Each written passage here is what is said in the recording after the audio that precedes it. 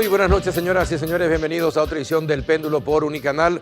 Hoy le proponemos tres temas. Uno, ¿qué va a hacer la futura ministra de Industria y Comercio en nuestro país?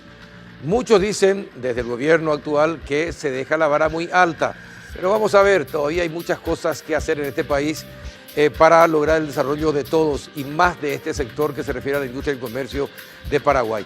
El segundo y el tercer bloque vamos a dedicarlos completos para analizar qué pasó en Curuguatí. La sala penal liberó a todos los que supuestamente estaban involucrados en este enfrentamiento entre campesinos y policías que terminó con cerca de 17 muertos. ¿Qué pasó? Y nadie sabe. De eso vamos a hablar con Nelson Ruiz, el fiscal de la causa, uno de los policías que estuvo en el lugar, Freddy Toledo, y con dos abogados, Ricardo Preda, miembro del Foro de Abogados, y el doctor Manuel Riera, vicepresidente del Colegio de Abogados. Después de la pausa ya estamos con la futura ministra.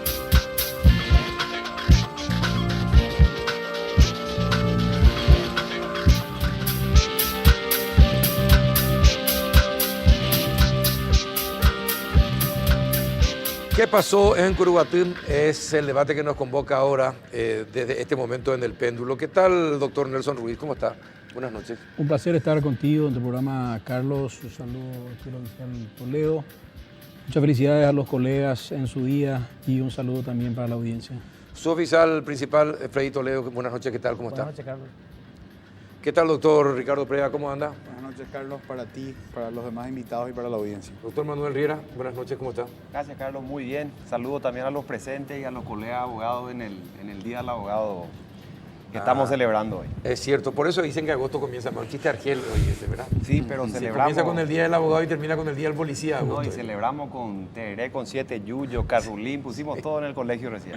Bueno, está bien. ¿Qué pasó, doctor? ¿Qué es lo que pasó? ¿Qué es lo que decidió la sala penal? ¿Qué pasó en Curuguatí? Finalmente no hay culpables de nada. Bueno, yo creo que dar una explicación certera respecto a todo lo desarrollado en este fallo por el tribunal, realmente una tarea bastante difícil, ¿eh? Un fallo por demás desordenado en cuanto a la emisión de los votos, en cuanto a la emisión de las opiniones, de los argumentos esbozados por los mismos, un argumento absolutamente retaseado en relación a algunos hechos punibles que ni siquiera fueron tratados y algunos otros,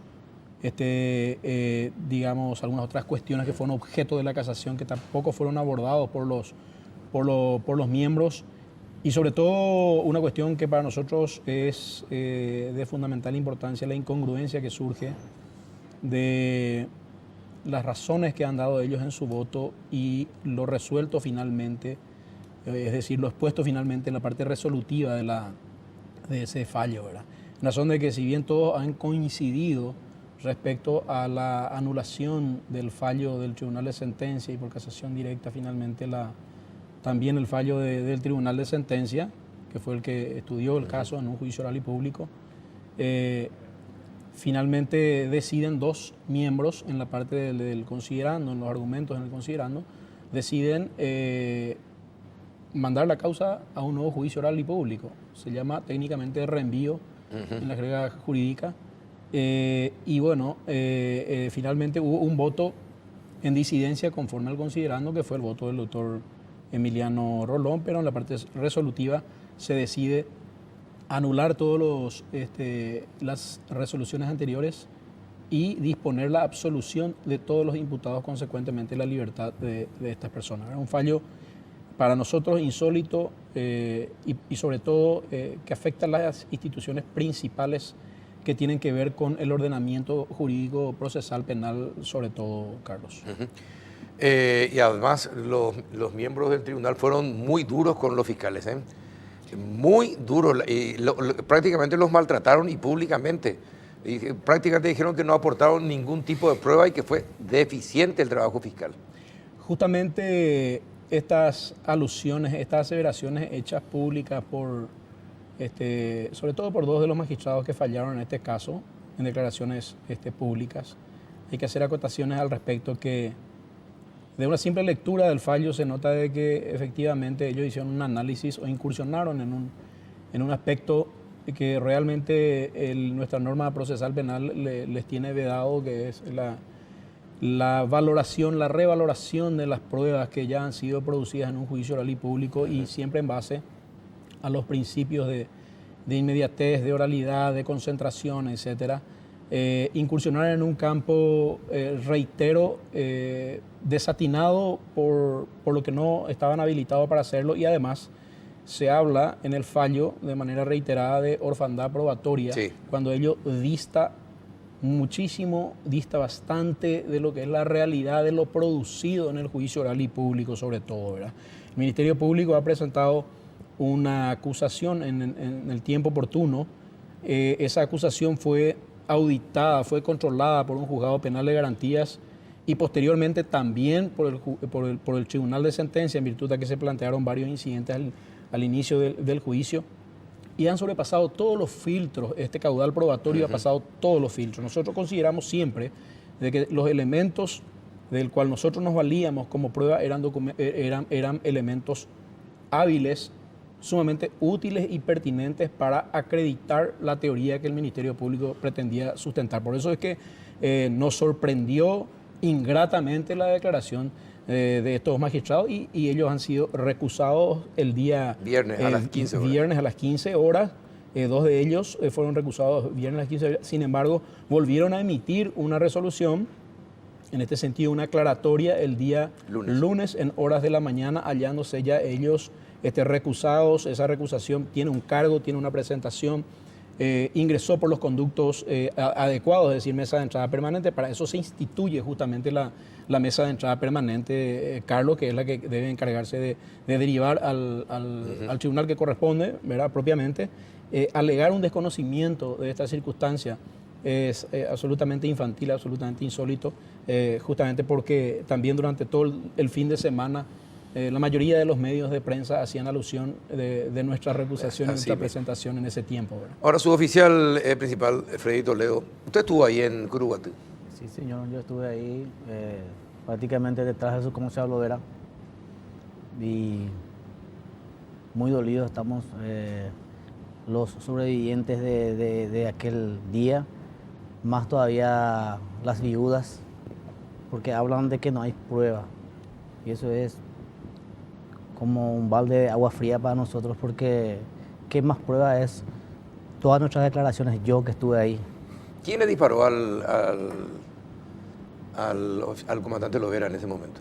Y no te puedo decir específicamente quién disparó, pero las balas vinieron de enfrente de los que estaban todos armados ahí. ¿Estaban todos armados? Todos estaban armados, todos estaban armados. No había ninguno que no tenían armas. Ahora, ¿usted puede asegurar que vinieron del sector campesino, de los que estaban enfrente? Claro, ellos estaban enfrente, el subcomisario se acercó a ellos para hablar y ellos nos dieron tiempo. Villalba, el que estaba más siempre ofuscado, él es el que más estaba diciendo que no crucen la línea, que si crucen la línea van a morir acá, y el subcomisario se acercó para hablar con ellos. Alzó la mano inclusive y le dijo: queremos hablar, somos hermanos, en dos lengo pecha. Ahí uno de ellos ya le jugó con un machete largo, él se esquivó y el sector que vino el disparo era donde más estaba gritando Villalba. De ese lado vino el disparo. Cuando recibió el disparo él, nosotros tuvimos que reaccionar. Ahí comenzó todo. Ellos dispararon al subcomisario Lovera. Nos quedó otra teníamos que defendernos para poder sobrevivir. Ahora, después de este fallo del tribunal, ¿usted personalmente cómo se sintió cuando conoció el fallo? Yo me sentí ese día totalmente decaído. Nos agarró de sorpresa todo esto y empezaron a llover las llamadas, los mensajes. Sí, entre los que estuvieron entre ahí, todos sí. nosotros y todos se quedaron anonadados por la noticia. ¿Y qué expresaban sus camaradas? Y expresaban mucha desazón anímicamente. Hubo mucha tristeza porque nosotros tenemos un grupo allá muy unido con las viudas. Hubo llantos, hubo impotencia. Hasta ahora nos sentimos así. Y ustedes, señores abogados que están escuchando todo esto y que conocen y que entienden de leyes, ¿qué es lo que se puede decir de lo que pasó en Curuguatí después de este fallo de la sala penal? Bueno, yo particularmente leí la sentencia y definitivamente uno lee lo que dice el doctor Cristóbal Sánchez, que es el propinante, y luego lee lo que dice el doctor Rolón y finalmente ya surge la confusión a quién se la adhirió Martínez Prieto. Creo que su última versión es que se la adhirió a Emiliano Rolón. Parece que leyeron cosas distintas el doctor Sánchez y el doctor Rolón. El voto del doctor Sánchez explica, digamos, todos los puntos, o trata de atender todos los puntos de la casación, y tiene algunas decisiones y algunos puntos que son interesantes y rescatables. Sin embargo, el voto del doctor Rolón realmente no se entiende qué es lo que desarrolla. Por ejemplo, no se expide con relación a uno de los hechos punibles, no se expide con relación a todas las hipótesis, porque acá es importante hablar. Es muy común creer que solamente los delitos económicos son complejos. Los homicidios en principio no son complejos porque resulta que una persona le dispara a otra, pero este caso particular es un caso sumamente complejo. ¿Por qué es complejo? Porque hay 17 personas muertas, hay varias personas en la escena y varias personas que disparan. Entonces es un caso sumamente complejo. Una decisión mínimamente debería expedirse sobre la conducta de cada uno y explicar por qué. Si la duda de estos magistrados era si la bala que disparó el sujeto A fue la que acabó con la vida del subcomisario Lovera, ahora comisario póstumo, bueno, eso mínimamente representa lo que se denomina una tentativa acabada. Es decir, el solo hecho de disparar hacia un ser humano vivo, eso es una tentativa acabada. Si no se puede establecer científicamente cuál de las balas acabó con la vida de este sujeto, igual uno le puede atribuir a quien disparó hacia ese sujeto la tentativa acabada. Y esa es una regla, así que cualquier estudiante de Derecho al leer el Código Penal sabe que eso se aplica de esa manera. Ese tipo de circunstancia no fue atendida por el voto, ahora sabemos en mayoría, ¿verdad?, después de la aclaratoria. Y ese tipo de cuestiones a mí por lo menos me asustan. Aunque yo debo reconocer que como abogado particular estoy más acostumbrado que la Fiscalía a este tipo de fallos, ¿verdad? Porque es más común que el sector privado sea perjudicado por este tipo de fallos, en el ámbito penal principalmente. Es decir, a fallos que le ve uno a un magistrado haciendo puros juicios de valor. O sea, decir, la investigación no fue buena. Sí, exactamente. Eso es un juicio de valor. O sea, ¿cómo yo voy a, o sea, en 3 líneas voy a concluir un caso donde hubo 17 muertos y 400 policías, creo que era el procedimiento, y no sé cuántas personas estaban en el lugar, y voy a concluir en 3 páginas diciendo hay orfandad probatoria? Eso es un juicio de valor. No se hizo una buena investigación. Eso es un juicio de valor. Yo soy un seguidor del sistema republicano.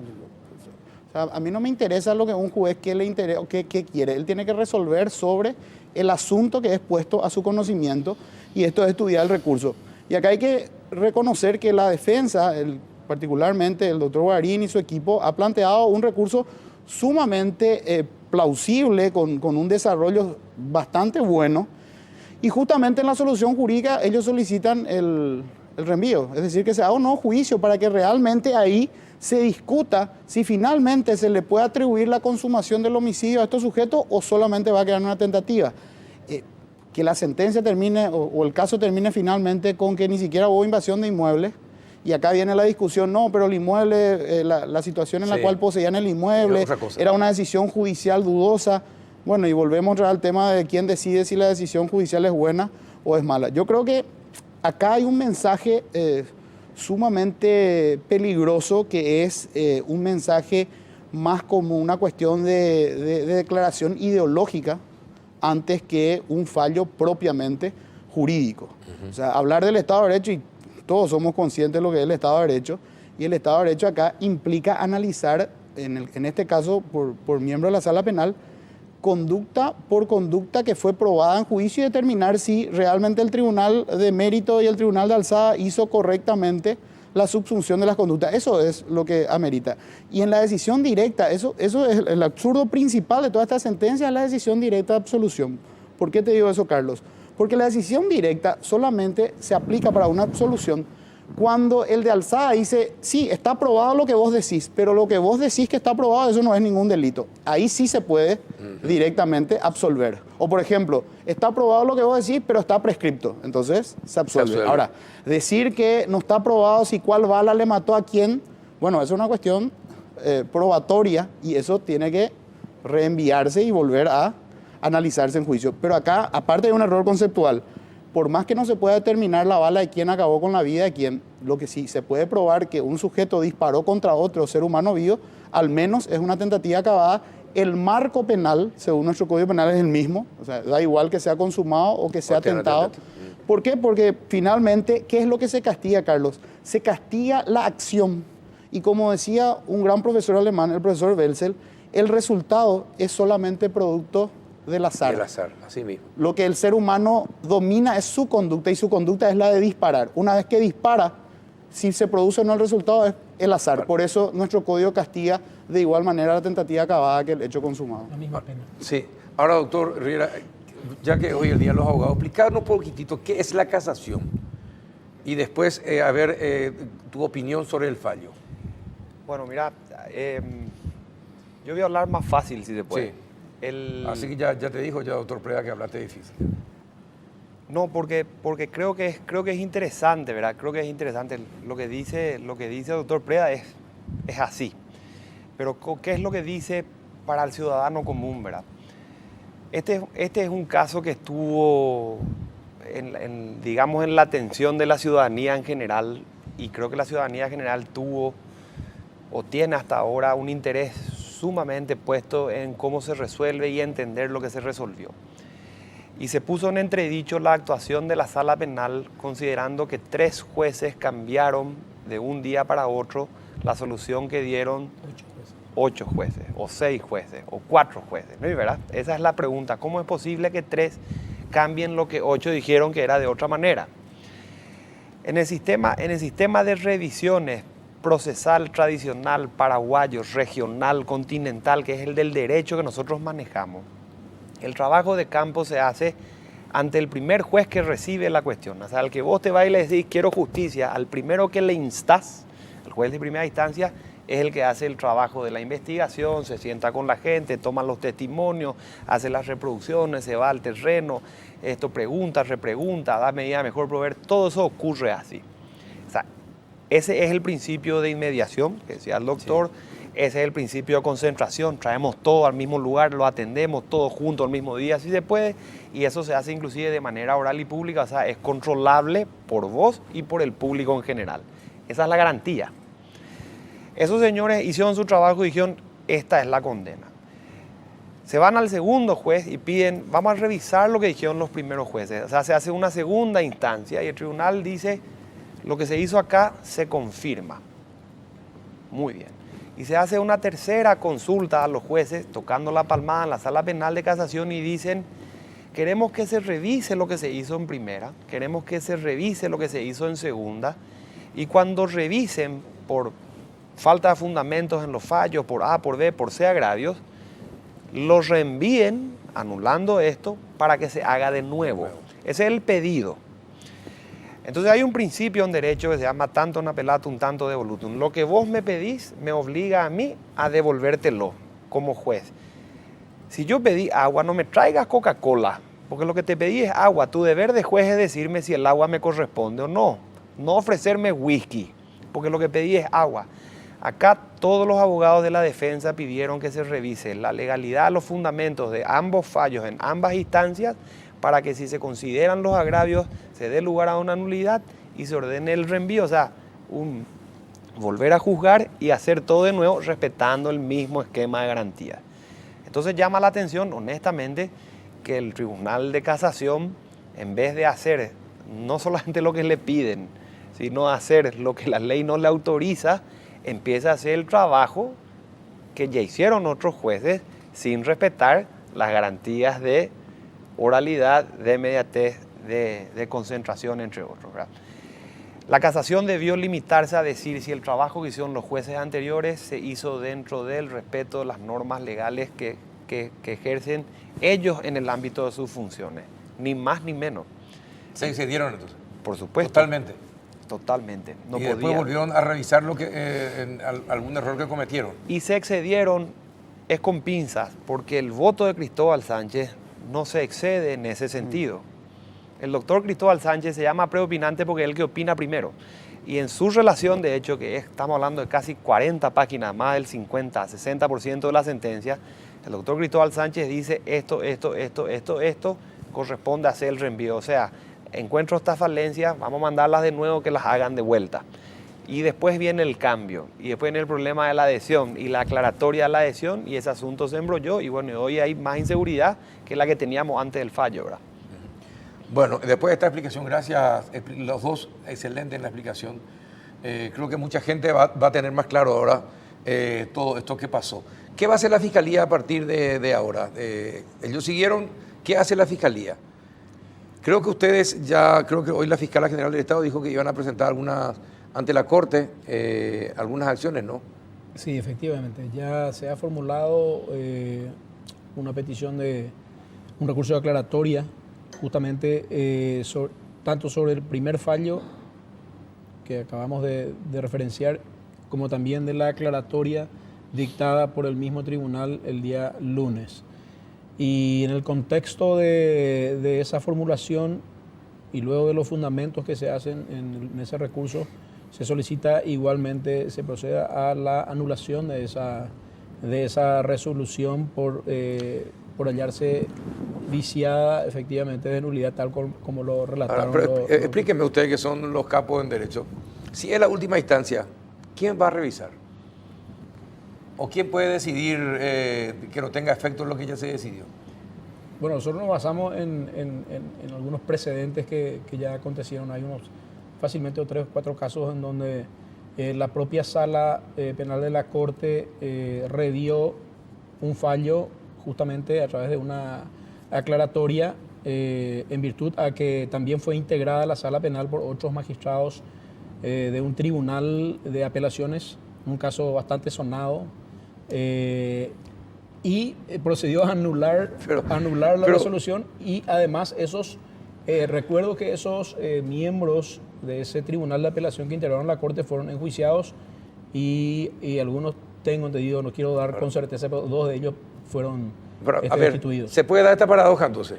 Que los miembros de la Corte que no quisieron entender en el caso y permitieron que integren jueces inferiores, finalmente van a terminar resolviendo lo que los jueces inferiores, el mismo caso que se negaron a atender. No, pero quiero aclarar, Carlos, que yo me estoy refiriendo al caso en particular que acabo de citar, pero sí, en este caso todos se inhibieron, los jueces, los miembros de la Corte Suprema de Justicia se inhibieron, todos se inhibieron. Ya sé, pero el pedido ahora es que atienda la sala penal. Correcto, pero se va a tener que integrar la sala penal con otros miembros posiblemente de tribunales de apelación también. Yo tengo una opinión, ¿verdad? La Corte Suprema de Justicia se llama Corte porque reúne gente, se llama Justicia porque es lo que supone que nos da, y se llama Suprema porque no hay nadie encima. Sí. Entonces, si vos te subís a lo supremo de un edificio, no hay más ascensor que llega a ni un lado porque es supremo, pues. La Corte Suprema ya falló. Ya se terminó ya. Sí. Lo peor de todo es que cuando la Corte se equivoca, su error es derecho. Porque eso es así, ¿quién más lo revisa? Entonces, si se pone el énfasis, yo entiendo, el trabajo de la Fiscalía tiene que hacerse, el trabajo de la Fiscalía, ¿verdad? La estrategia es fiscal, pero la Corte Suprema ya dio su fallo con sus errores, con los problemas, con todo lo que está pasando, ¿verdad? Eso no debió ocurrir, pero ya ocurrió. Sí. Una cosa que estás acostumbrado, sí, ya el tema lo he hecho consumado, ¿verdad? Mismo. Entonces no debería ocurrir más nada, sin prejuicio que ocurra lo que dice el doctor, ¿verdad? Pero la Corte no debería más decir nada, porque ya falló, ya se acabó. Además la aclaratoria fue de oficio, o sea, ya usó su última herramienta propia como tribunal per se. Entonces, honestamente te digo, no sé cómo va a ocurrir, no sé cómo van a lograr una cosa así, doctor. Yo ya estaba expectante por una cuestión académica, ¿verdad? Pero bueno, justamente con relación a la aclaratoria, ahí se vuelve a equivocar estos magistrados, porque el artículo 126 del Código Procesal Penal claramente establece que la aclaratoria de oficio solamente corresponde cuando se la hace antes de notificar la resolución. Claro. Ellos ya habían notificado la resolución, por lo tanto tampoco correspondía la aclaratoria de oficio. Ahora, y no es una segunda sentencia. Sí. Así, eso por un lado. Por otro lado, en cuanto al fallo, acá hay una cuestión distinta a otros casos.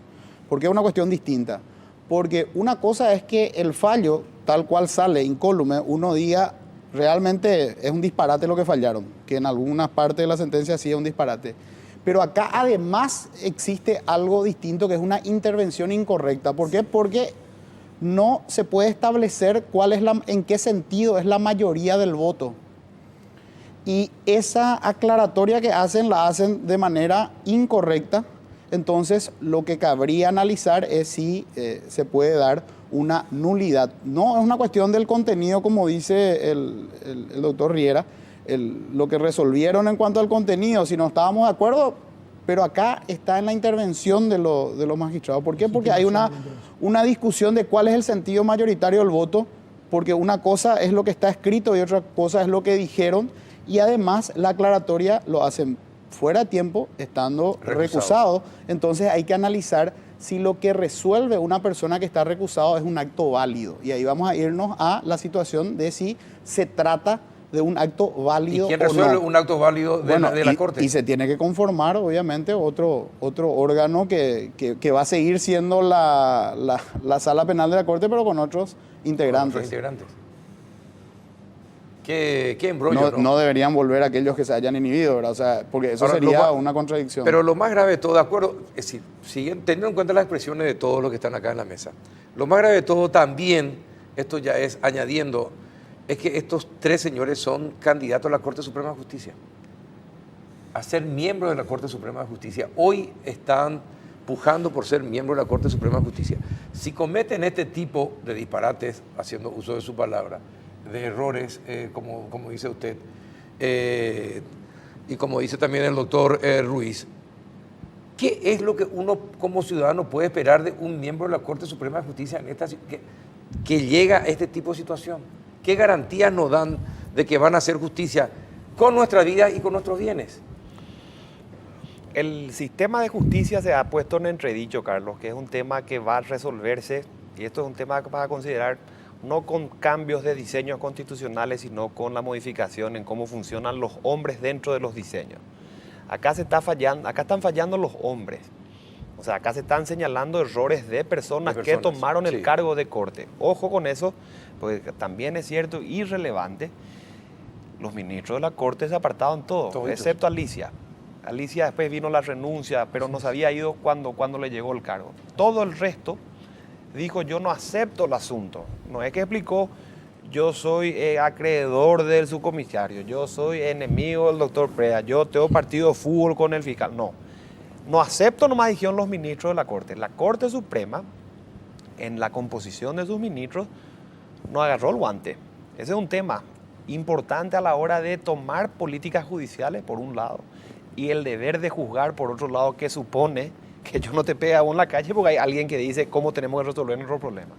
Y la gente que asumió hizo un esfuerzo. Yo creo que ese esfuerzo se nota en el voto de Cristóbal Sánchez, no se nota en el voto del doctor Rolón, y el voto de Arnaldo queda descolgado, porque es esto que decías en uno de los programas, ¿verdad?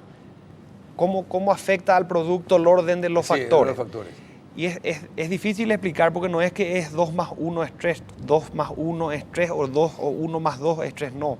Porque el factor Arnaldo venía condicionado a un voto, que en el primer fallo o en el originario decía condicionado a lo que dice este señor. Y por aclaratoria, vos no podés decir, no, lo que yo quería decir era que otro señor. Que es totalmente otro. Claro, vos podés aclarar que mi nombre es Manuel con una L, no con 2 L. Vos podés aclarar que mi número de cédula empieza con un 8, no con un 6. Ese es un error. Pero no puedes decir, no, yo quería Coca-Cola, ahora quiero bife.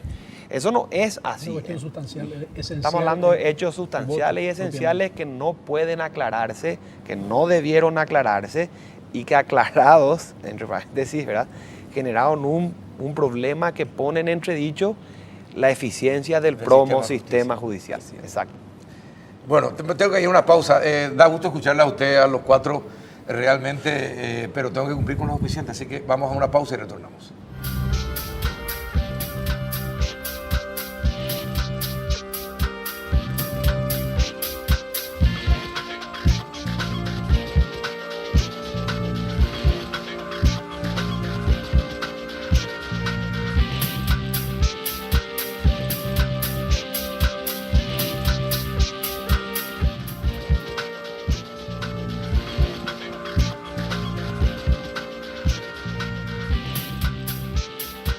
Y bueno, estamos haciendo un curso rápido de Derecho con este tema, porque uno aprende debatiendo sobre este tema y entiende un poquitito más sobre lo que es el sistema judicial también en nuestro país. Pero el doctor Preda, en la pausa, generalmente en las pausas se dicen muchas cosas de una manera mucho más natural, no tan política como se dice cuando uno está al aire. Pero, ¿qué es lo que quería mencionar el fallo del doctor Rolón, que estuvo mencionando y que está en el escrito, así que no va a decir tampoco algo que no esté documentado? No, en el caso del doctor Rolón, como dije, hay, por ejemplo, una parte hacía una declaración sobre su convicción, etcétera. Y bueno, por eso parece un discurso más ideológico que jurídico. Convicción republicana. Sí, exactamente. Eso por un lado. Y por otro lado, sigo sosteniendo que tanto el recurso planteado por los abogados, así como el voto del propinante, no tienen mayores reparos, más que yo no coincido con algunas conclusiones del doctor Sánchez, pero yo creo que su desarrollo es lógico y atendible. En cuanto a un apartado que concluye, otro de los apartados que concluye el doctor Rolón, es otro tema que me preocupa. Un tema que me preocupa bastante es que no distinga en que disparar un arma de fuego hacia un ser humano ya sea tentativa acabada y que eso amerita. Si él lo que dice es que no se probó el homicidio consumado, bueno, que envía un nuevo juicio para que si en ese juicio no se determina que fue un consumado, que se determine si fue un tentado y quién fue la persona que disparó hacia otro ser humano vivo. Eso por un lado. Pero otra conclusión que me preocupa bastante es que dice en una parte de agregarse que estas constancias documentales referidas hacen alusión a pruebas circunstanciales que no fueron corroboradas a través de ningún medio directo. Nuestro sistema procesal cambió y justamente abandonó la edad media que tenía nuestro código anterior, que hablaba de lo que se denomina prueba tasada. O sea, los hechos no se prueban con prueba tasada, es decir, solamente se puede probar con 3 testigos con teste de uniforme, como decía antes, o con 2 testigos con teste de uniforme, como decía la ley antes. No, acá se puede probar justamente, y el código lo dice expresamente, de manera directa o de manera indirecta. ¿Qué significa eso? Yo también puedo llegar a la conclusión de manera indirecta. Y te pongo un ejemplo. De manera directa sería que nosotros, o ustedes 4, me vean a mí dispararle a una persona que está allí. Esa sería una prueba directa, el testimonio de ustedes. Ahora, si a mí me vieron correr del lugar donde esta persona cayó y escucharon ustedes un ruido similar a un disparo y me vieron correr del lugar, luego en mi casa encuentran un arma que se determina que de esa arma salió el impacto de bala que dio en el pecho de esa persona y yo doy positivo a nitrito y nitrato, entonces a través de una manera indirecta ustedes van a concluir que yo le disparé a ese sujeto. Esa es una prueba indirecta. O un modo indirecto de probar que yo le maté a ese sujeto. Y eso se admite en cualquier lugar civilizado del mundo, se admite condenar a través de prueba indirecta. Y en el caso de nuestro Código Procesal Penal lo dice de manera expresa. Libertad probatoria y los hechos se prueban de manera directa o de manera indirecta. Pero además, en el caso concreto, ni siquiera estamos hablando de prueba indirecta porque acá le escuché decir al suboficial y he visto declaraciones de otras personas que intervinieron y lo vimos nosotros mismos a través de las afirmaciones, que habían personas disparando, es decir, esa no es prueba indirecta, esa es una prueba directa. Es decir, a todo o a estas personas le consta quién disparó. Si esa bala causó o no la muerte, bueno, esa es otra discusión. Bueno, pero además el hecho de que él no le haya visto al que le disparó al comandante del operativo no significa que otros no la hayan visto. Así es. Tal como ocurrió en el juicio, Carlos, porque eso sí, te puedo hablar con propiedad porque participé a lo largo de este juicio que duró casi un año. Hubieron testimonios de personas que estuvieron en el lugar en una distancia muy cercana. Estos oficiales operativos que acompañaron al subcomisario Erden Lovera al lugar del suceso, donde se produce finalmente la refriega, se encontraban a escasos 5 a 6 metros de él. Y si bien aquí el suboficial Toledo acaba de referir una circunstancia relevante, como por ejemplo el haberle reconocido a Rubén Villalba como la persona que se encontraba frente a frente a Erden Lovera, y también vio Toledo, porque recuerdo que en su declaración dijo que lo vio portar una escopeta también a Rubén Villalba. Están otros testimonios, como por ejemplo el del suboficial Saracho, el del suboficial Tome, el comisario Anoni, etcétera. Si bien Anoni no señaló con precisión que Rubén Villalba o Luis Olmedo dispararon contra la persona del subcomisario Erben Lovera, sí lo hizo Saracho.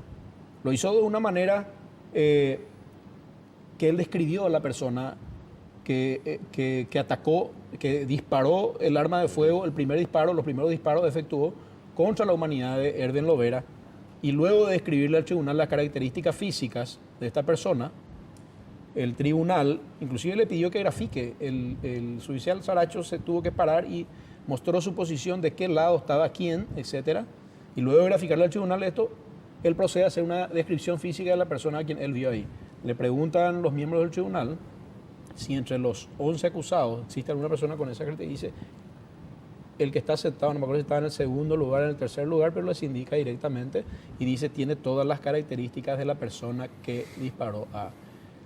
Esas pruebas fueron, o sea, ya que incursionaron en el caudal probatorio, hicieron valores de juicio respecto al caudal probatorio, bueno, estos fueron soslayados olímpicamente en el fallo este que estamos analizando, Carlos. Y estos testimonios, tal como decía magistralmente el doctor Preda, para nosotros constituyen pruebas directas, sumado a otro cúmulo de pruebas importantísimos que sostenían nuestra teoría de la manera en que acontecieron los hechos. El espacio físico que existía en el lugar, la posición de los tiradores, de los campesinos, los rasgos, los vestigios que quedaron en el cuerpo de las víctimas, la trayectoria de la bala que coincidía con con la porción de hecho que nosotros queríamos probar de que los campesinos se encontraban en un lugar un poco más alto que los policías que le rodeaban en U, lo que nosotros le llamamos Embudo fatal. un embudo, y toda esa posición con la gente de criminalística, de balística y más el trabajo forense, que se hizo un trabajo minucioso y se examinó los 17 cuerpos, por cierto, y ese es otro tema también tan cuestionado, el tema de que no se haya hecho la autopsia y podemos desplegar toda una explicación también respecto a la no necesariedad de una autopsia en ese momento, porque se sabía, no se tenía duda de la causa de la muerte de esa persona, porque inmediatamente del lugar donde fueron, por decirlo así, acribillados, se les levantó y se les llevó a la morgue. Entonces, pero sí se hizo un trabajo acabado, técnico, minucioso, tanto del aspecto médico forense como criminalístico también. Y todos estos elementos pasaron a complementar estos testimonios que nosotros llamamos pruebas directas. Por lo tanto, de ningún modo se puede hablar de orfandad probatoria. Lo único que podemos sostener con absoluta certeza, Carlos, y si sirve, porque es importante este espacio, porque tengo que hacer tenemos que hacer en el Ministerio Público una suerte de mea culpa en lo que hace a ciertos aspectos comunicacionales, en lo que tiene que ver ya con el accionar del Ministerio Público en un juicio oral y público, porque a partir de esa etapa del juicio oral es público y hay cosas que pueden ser ventiladas, pero con anterioridad a esa etapa, el proceso está reservado para las partes, o sea, hay privacidad en cuanto al manejo de los datos, de ciertos datos durante la fase de investigación, durante cierta parte del proceso. Entonces eso hace también que se debilite un poco esa circunstancia, que nosotros tengamos que dar a conocer a la ciudadanía qué elementos poseemos, qué es lo que tenemos y qué características tienen las pruebas que nosotros vamos a presentar. Entonces esto genera confusión. Durante ese lapso de tiempo, toda la defensa y todos los demás, inclusive gente que jamás participó del juicio, pasaban a hacer juicios de valor respecto a las pruebas, que no había pruebas y que no había pruebas, repetían de manera constante. Sin embargo, la realidad dista bastante de esa posición. Ahora, finalmente, al escuchar todo esto, lo que dijo el oficial, al leer todo el expediente, o todo lo que ustedes ya leyeron y saben de esto último, finalmente, ¿cómo se puede definir a este fallo del tribunal? Yo te diría lo siguiente, el fallo del tribunal... ¿Es un fallo político? ¿Tiene más bien un viso de fallo político o no? Mira, sin especular, porque este caso ha sido contaminado con política, con ideología, con un montón de crítica que primero no me incumbe, porque no estuve en eso. El fallo es extenso, tiene sus años, es voluminoso, no estudié, así como le tocó al fiscal y a los que intervinieron en este asunto, ¿verdad? Pero el fallo es la culminación de un gran error del sistema de justicia, porque no tiene sentido, no le cierra a la persona de uso sentido común que tengamos 17 fallecidos y no haya ningún solo culpable.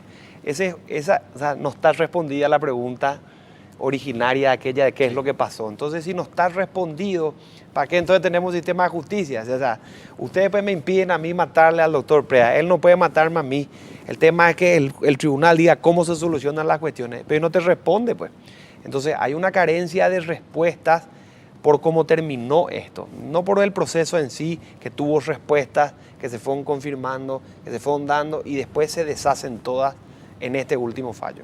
La falta de respuesta como sistema de justicia es un tema sumamente relevante. Los ministros de la Corte no tuvieron que haberse separado, inamovibles, últimas instancias, garantizados por juicio político, no por revisiones de jurados de enjuiciamiento. O sea, ¿cuál fue el temor a aceptar lo que les debían, digamos, por obligación casi nacional enfrentar como jueces? No lo hicieron, otro tema a considerar. Y el tercero es, y el último para mi gusto, que el mensaje que dan fallos como estos abren muchísimos peligros a tener en cuenta. O sea, ¿cuál es el mensaje que recibe la policía ahora? O sea, ¿cuál es la protección que va a tener la fuerza pública que se supone que te debe defender, pero cuando el muerto es el policía resulta que no hay culpable? ¿Cuál es la defensa o cuál es la respuesta en el mensaje que se le da a toda la actuación fiscal como fue menoscabada según los fallos de los jueces? ¿Cuál es la respuesta que se le da a para qué están los jueces si al final nadie es condenado? Los mensajes que se dan a la sociedad desde este fallo como culminación de toda una discusión son tremendamente desesperanzadores. Tremendamente desesperanzadores. Tal vez el deporte nacional en el país, que es el fútbol, muchas veces parece que tiene más influencia de la que debería tener. Y creo que tan arraigado está eso de ser hincha. Y en el fútbol es correcto. O sea, si tu equipo sale campeón y alguien metió un gol con la mano, no te interesa. Igual gritas el gol. En el derecho no tiene que funcionar así. Uno no tiene que ser hincha de nada. Tiene que analizar caso por caso, detalle por detalle. Cuando uno lee el fallo de Rolón, parece que él es el hincha contrario al Ministerio Público. Y yo también tengo varias críticas en varios temas para el Ministerio Público, pero yo no soy hincha de ninguna parte, sino tengo que analizar cada caso, cada hecho concreto. Y el fallo, en el caso concreto de su voto, más que analizar el recurso en sí, él lo que se pone es a criticar la actuación. Pero en la investigación, algo que difícilmente un ministro de la Corte, en este caso en ejercicio de la actividad de un ministro de la Corte, puede evaluar porque él no está evaluando la investigación. Él teóricamente debería revisar los fallos. Claro. No, él no pudo haber sabido si el fiscal qué pudo haber hecho en la investigación. O sea, hacer un juicio de valor sobre lo que hizo el fiscal solamente lo puede hacer aquel que acompañó la investigación. Seguramente los abogados defensores que intervinieron en ese momento pueden saber si el fiscal hizo o no hizo algún acto de investigación. Ahora, el juez de la sala penal no puede saber si qué hizo o no hizo el fiscal. Lo que sí tiene que evaluar es si en los fallos, en este caso de primera y segunda instancia, están desarrollados conductas de seres humanos que podrían tener relevancia penal. Y para mí dispararle a otro ser humano está claramente probado que tiene relevancia penal. Estar en una propiedad privada sin consentimiento, armado, portando armas de fuego, es una conducta punible.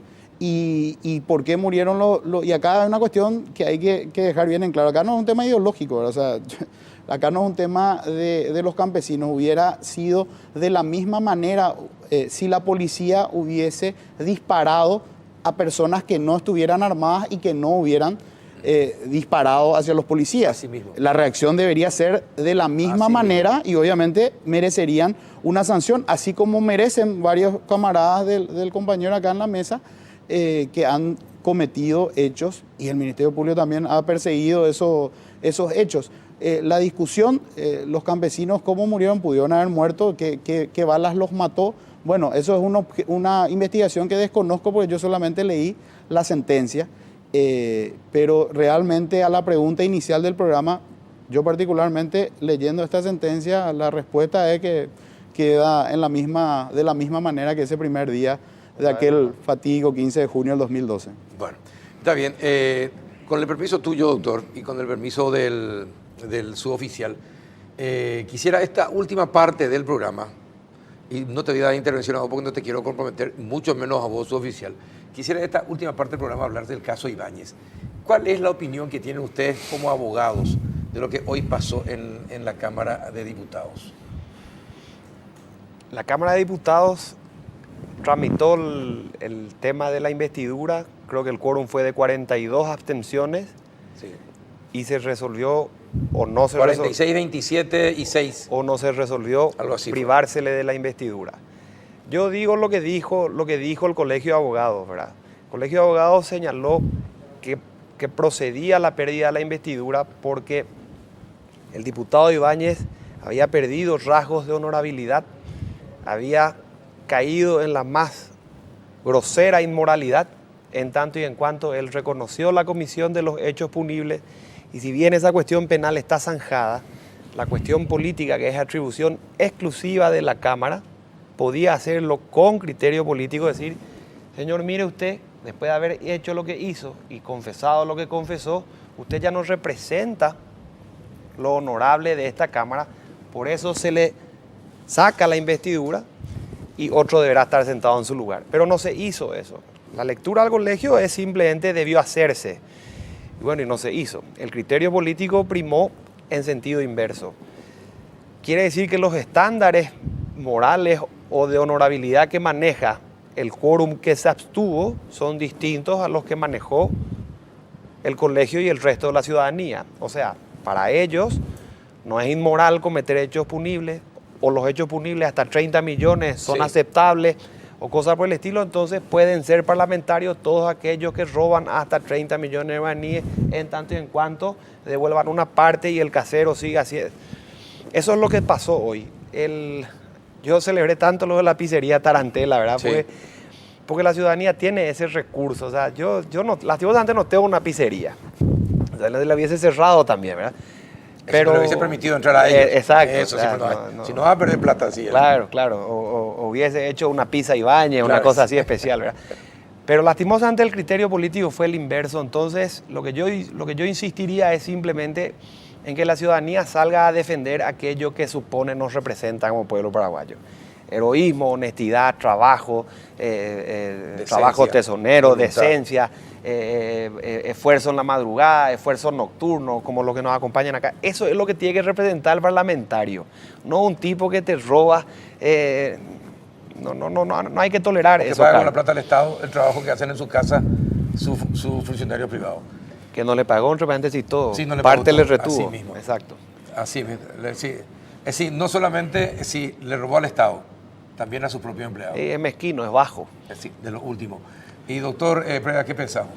Bueno, hoy ponía en una de mis redes sociales, yo más tengo ahora más en pagar mis impuestos para que... Eso mismo no yo dije antes ayer, sí, esa es mi propuesta, hice yo. Me abstengo en pagar mis impuestos, porque si mis impuestos van a ser utilizados para pagar el servicio doméstico de funcionarios del Estado, a mí me parece indigno, porque yo estoy pagando, si quiero tener un servicio doméstico, lo tengo que pagar de mi bolsillo, como lo hace incluso hasta el ciudadano más humilde de este país, que le sobra un poco para pagar a alguien que le cuida a su hijo, una maestra en el campo que le paga algo a la vecina que le atiende al hijo, hasta él se está quitando del bolsillo para pagar, y realmente me parece total y absolutamente indigno esto.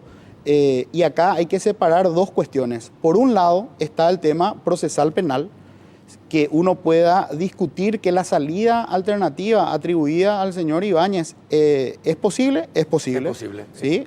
El Código Procesal Penal no impide la salida procesal que se le dio, pero acá hay que separar dos cuestiones. Una cuestión es el proceso penal y otra cuestión es la pérdida de investidura. La pérdida de investidura, el artículo 201 de la Constitución, tiene dos hipótesis. La primera hipótesis es que la violación del régimen de inhabilidades. En el régimen de inhabilidades está, por ejemplo, una condena firme a más de 2 años de pena privativa de libertad.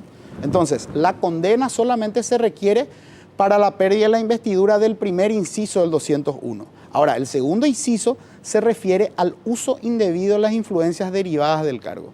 Y yo escuché alguna defensa para Ibáñez decir, no, pero él no estuvo imputado por tráfico de influencias. Sí. Primer error. La Constitución es anterior a la ley que regula como delito el tráfico de influencias. Por lo tanto, la Constitución, cuando se refirió a uso indebido de la influencia, no se estaba refiriendo al delito de tráfico de influencias. Se estaba refiriendo al lenguaje, a qué significa uso indebido Conseguir lo que yo no puedo. claro, de influencias. Entonces, ahí tenemos que entrar a definir qué es influencia. Ejercer algún tipo de poder. de poder, o de O de presión, o de presión o de poder o de injerencia. de injerencia en algún ámbito. Uno puede ejercer la influencia producto de un cargo público, puede hacerlo a través del poder que te dan los medios, lo puede hacer a través de la docencia, si es su alumno el sujeto, Claro, etcétera. exacto. Bueno, en este caso el señor Ibáñez es diputado. Él consiguió que 3 personas sean nombradas o contratadas, no sé cuál es la figura en el caso concreto, contratadas o nombradas en el Congreso, En la Cámara de de Diputados. Diputados, En su donde oficina. él cumple funciones. Sí. Con lo cual, objetivamente podemos decir que esas 3 personas fueron nombradas debido a que un diputado, en este caso Ibáñez, solicitó que estas personas sean nombradas. Así Con lo cual, el concepto o el elemento de influencia ya está cumplido, Ya está por un cumplido, lado. sí. Ahora hay que determinar si hubo un uso indebido. Y ahora vamos a ver qué hacían estas personas. Estas personas cumplían el servicio doméstico en la casa del señor Ibáñez. Por lo tanto, en ese caso, es claro que utilizar la influencia para que el Estado le pague al personal doméstico en mi casa no representa algo debido. Dicho de una manera más simple, si él utilizaba su calidad de diputado para nombrarle a un PhD como director jurídico del Congreso, hubiera utilizado la influencia, pero sería discutible que ese uso sea indebido. Ahora, en el caso concreto, él utilizó su cargo, ser diputado nacional, para Su que beneficio su servicio personal. doméstico Claro. tenga un salario del Estado. Esa es la parte que jurídicamente, desde mi punto de vista, se subsume claramente en la causal del 201, inciso segundo.